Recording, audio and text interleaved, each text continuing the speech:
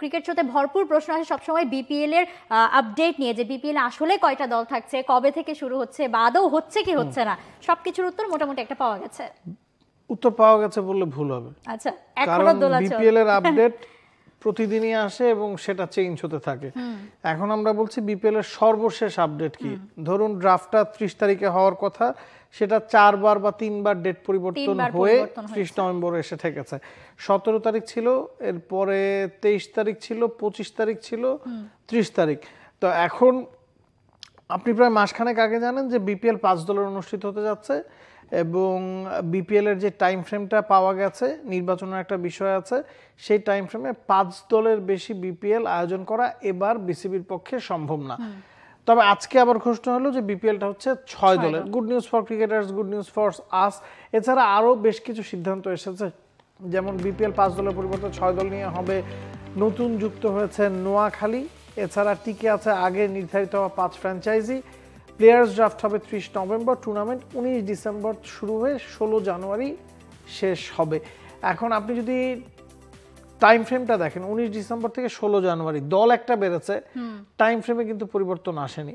20 দিনের মধ্যে 5 দলের বিপিএল শেষ করা যেত এবং 6 দলের বিপিএল শেষ করতে সম্ভবত আর একটু বেশি সময় লাগতো, তবে ওই একই টাইম ফ্রেমই রাখা হয়েছে। তার মানে হচ্ছে শিডিউল মেলাতে গিয়ে ইফতেখার রহমান মিঠু বলেছেন যে 5 দলের জায়গায় যদি 6 দল করা হয়, তখন যেটা হয় যে ব্যাক টু ব্যাক দুদিনে খেলা চালানোটা সুবিধা হয়। এবং একই সাথে কোয়াবের কাছ থেকে, ক্রিকেটার্স ওয়েলফেয়ার অ্যাসোসিয়েশন যে তাদের কাছ থেকে একটা রিকোয়েস্ট এসেছিল যে 5 দলের জায়গায় 6 দল নিয়ে বিপিএল করলে টুর্নামেন্টটা জমবে বেশি এবং সেখানে অন্তত লোকাল আরও এক্সট্রা 15 জন ক্রিকেটারের রুজির একটা ব্যবস্থা হবে। 15 জন ক্রিকেটার বিপিএলে বেশি খেলতে পারবে এবং সেটা আমলে নিয়েছে বাংলাদেশ ক্রিকেট বোর্ড, সেজন্য তাদেরকে একটা ধন্যবাদ দিতে হয়। এবং তারা শেষ মুহূর্তে যেই ফ্র্যাঞ্চাইজিগুলো এর আগে আবেদন করেছিল মালিকানা নেওয়ার জন্য, সেখান থেকে যে 5টা দলকে চুজ করা হয়েছে, সেই 5টা দলের 5টা দলই তো টিকে আছে, একই সাথে নোয়াখালীকে যুক্ত করা হয়েছে।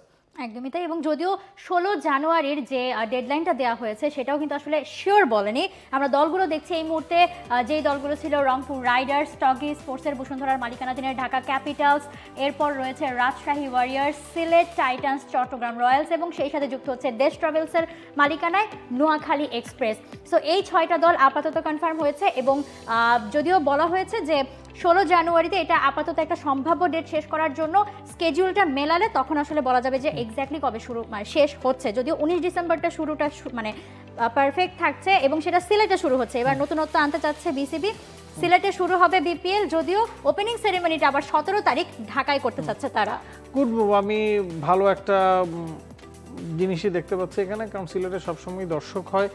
তো বিপিএল এর শুরুটা যদি সিলেটে হয়, দর্শক মাঠে আসবে এবং ভরা গ্যালারিতে খেলা দর্শকরা দেখে যেরকম মজা পায়, খেলোয়াড়রাও খেলে মজা পায়। তো সিলেট থেকে শুরু, একটু ডিফারেন্ট কিছু, একটু নতুন আঙ্গিকে করা। 17 তারিখে উদ্বোধনী অনুষ্ঠান হয়তো ঢাকায় হবে। লেটস সি কি হয়। সব কিছু মিলিয়ে এখন পর্যন্ত বিপিএলটা অন ট্র্যাকে আছে, সেটাই সবচেয়ে বড় খবর। এবং ড্রাফটের দিনক্ষণ অনেকবার পেছালেও সেটা আসলে মূল টুর্নামেন্টে তো খুব বেশি এফেক্ট করছে না। এখন ড্রাফটের দিনক্ষণ বা নিলামের দিনক্ষণ পেছানোর কারণ হচ্ছে বিপিএল গভর্নিং কাউন্সিল এবার কিছু বিষয় নিয়ে স্ট্রিক্ট থাকতে চেয়েছে।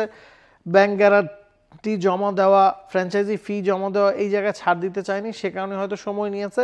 তবে এখন পর্যন্ত যা হচ্ছে সব কিছু আসলে পজিটিভলি দেখতে হবে এবং নিলামটা 30 তারিখ, তখন গিয়ে আরও ভালো মতো বোঝা যাবে যে কতজন দল পেলেন না পেলেন। নিলামের অনেক নিয়মকানুন আছে, আপনি জানেন যে ডিরেক্ট সাইনিংয়ে লোকাল 2 জন ক্রিকেটারকে আপনি দলে ফেরাতে পারবেন, ডিরেক্ট সাইনিংয়ে আপনি আনলিমিটেড ইন্টারন্যাশনাল ক্রিকেটারকে দলে ফেরাতে পারবেন। এবং 30 তারিখ নিলামে আপনার লোকাল ক্রিকেটারদের আপনার মিনিমাম 10 জনকে এবং ম্যাক্সিমাম 12 জনকে আপনি নিতে পারবেন, কারণ ম্যাক্সিমাম 14 জনকে আপনি দলে নিতে পারবেন, তার মধ্যে থেকে প্রতিটা দল তো 2 জনকে ডিরেক্ট সাইনিংয়ে নিয়ে ফেলেছে।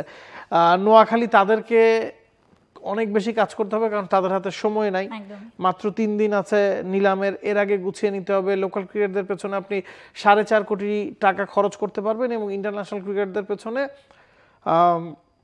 $3.5 লাখ সম্ভবত আপনি খরচ করতে পারবেন, সেটা ডিরেক্ট সাইনিং মিলি। তো এই যে খরচাটা হবে 4.5 কোটি এবং প্রায় 4.5 কোটি, এই কোটি টাকাই কিন্তু ব্যাংক গ্যারান্টি বিসিবি চেয়েছে, যাতে অন্যান্যবার যেটা হয় প্লেয়ার্সের পেমেন্ট নিয়ে সমস্যা হয়, সেটা যদি হয় তখন বিসিবি টেক ওভার করতে পারবে এবং বিসিবি ওই টাকাটা আসলে দিয়ে দিতে পারবে। একদমই তাই, বিসিবি এই জায়গায় আসলে একদমই ছাড় দিতে চাচ্ছে না।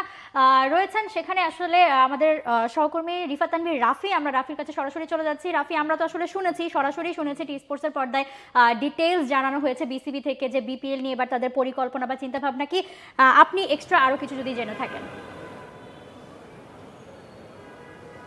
না, অ্যাবসলিউটলি আপনারা মোটামুটি কভার আপ করে ফেলেছেন। একটা ব্যাপার অ্যাড করা যায় যে আসলে এখন অবধি দুটো দল কিন্তু ব্যাংক গ্যারান্টি যেটা দেবার কথা 10 কোটি টাকার, সেটা ক্লিয়ার আউট করেনি, সেটা নিয়ে অনেক সংশয় আছে এবং প্রেস মিটেও আসলে সাংবাদিকরা সেই ব্যাপারেই বারে বারে প্রশ্ন করছিলেন।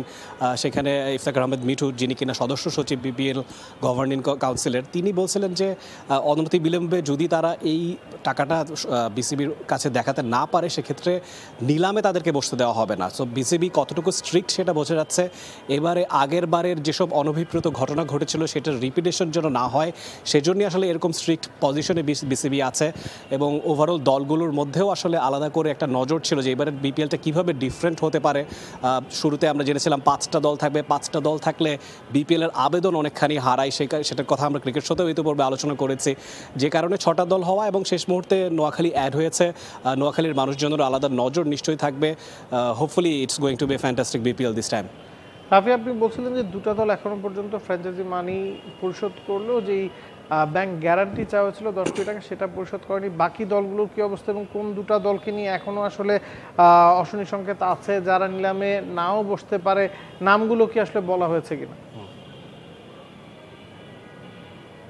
না, নামগুলো আসলে সেখানে ক্লিয়ার আউট করা হয়নি। ইফতেখার আহমেদ মিঠুকে বারে বারে জিজ্ঞেস করা হচ্ছিল, তিনি আসলে প্রাইভেসিটা বজায় রাখতে চেয়েছেন। এবং ইতোপূর্বে গত বছর বা তার আগের বছর বিপিএল নিয়েও যেসব অভিযোগ উঠেছিল ফিক্সিং সংক্রান্ত বা অন্যান্য যেসব জটিলতা ছিল পেমেন্ট সংক্রান্ত, সেসব নিয়েও প্রশ্ন উঠেছিল। এবারে আসলে সেই জায়গায় ট্রান্সপারেন্সিটা বিসিবি রাখতে চাইছে, যে কারণেই আসলে ব্যাংক গ্যারান্টিটা নেওয়া। এবং সেই কারণে যে টাকাটা বিসিবির কাছে থাকবে, যদি কোনো কারণে কোনো দল কোনো ফ্র্যাঞ্চাইজি পেমেন্টে ব্যর্থ হয়, সেই গচ্ছিত টাকা থেকে আসলে বিসিবি যাদের কাছে যে পাওনাটা আছে সেটা মিটিয়ে দেবে। রাফি, মৌ প্রথমেই বলছিল যে বিপিএল এর সবকিছু চূড়ান্ত হয়ে গেছে। আমি বলছিলাম যে বিপিএল এর কোনো কিছু আসলে চূড়ান্ত না, কারণ প্রতিটা মিটিং শেষেই নতুন কিছু সিদ্ধান্ত আমরা পাই। এখন যে আমরা বলছি যে 6 দলের বিপিএল হবে, আপনার কথা শুনে মনে হচ্ছে সেটাও আসলে নিশ্চিত না, কারণ ব্যাংক গ্যারান্টি না পেলে নিলামে সবগুলো দল যে বসবে তা তো না। তার মানে 6 দলই হচ্ছে, এটাও তো আসলে এখন বলা যায় না। তাহলে ইফতেখার আহমেদ মিঠু যেটা বলেছেন, আসলে পুরোপুরি পেমেন্ট না হলেও আংশিক কিছু পেমেন্ট হয়েছে, কিছু ব্যাংক ড্রাফট হয়েছে, কিছু চেক দেওয়া হয়েছে।